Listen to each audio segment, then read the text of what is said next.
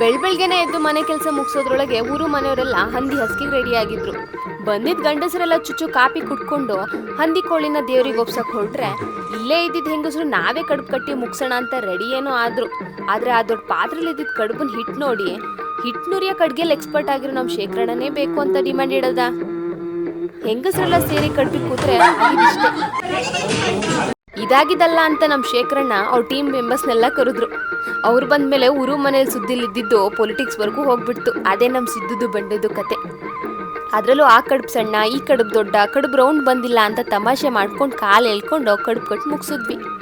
ಕಡುಬು ಮುಗಿಸಿದ್ದೇ ತಡ, ನಮ್ಮಪ್ಪ ಬಂದು ಗಂಡಸ್ರೆಲ್ಲ ಬರೋ ಮಾರಾಯ ದೇವ್ರಿಗೆ ಎಡೆಗಿಡೋಣ ಅಂತ ಕರ್ಕೊಂಡು ಹೋದ್ರು. ನಾನು ನನ್ನ ತಂಗಿರ್ ಹೋಗೋಷ್ಟೊತ್ತಿಗೆ ದೇವ್ರಿಗೆ ಎಡೆಗಿಟ್ಟಾಗಿತ್ತು. ಹಾಗೆ ನಾವು ಎರಡೆರಡು ಕುತ್ತುಂಡು ತಿನ್ಕೊಂಡು ಮನೆ ಕಡೆ ಬಂದ್ವಿ. ಮನೆಗೆ ಬಂದವನ್ನೆಲ್ಲ ವಿಚಾರಿಸ್ಕೊಳ್ಳೋಷ್ಟೊತ್ತಿಗೆ ಊಟದ ಟೈಮ್ ಆಗೇ ಬಿಡ್ತು. ಬಂದಿದ್ರಲ್ಲಿ ಕೆಲವರಿಗೆ ಗುಂಡಿನ ಚಿಂತೆ ಆದ್ರೆ ಮನೆ ಹೆಂಗಸರಿಗೆ ಅಡ್ಗೆ ಭಟ್ರು ಅಡ್ಗೆ ಹೆಂಗ್ ಮಾಡೋರು ಅನ್ನೋ ತಲೆ ಬಿಸಿ. ಬಂದವರೆಲ್ಲ ಊಟ ಮಾಡಿ ಎಲ್ಲ ಎಡ್ಗೆ ಹಾಕಿ ಏನ್ ಮನೆಗೆ ಹೋಗ್ಬೇಕು ಅನ್ನೋಷ್ಟೊತ್ತಿಗೆ ಜೋರಾಗಿ ಮಳೆ ಬಂತು ನೋಡಿ.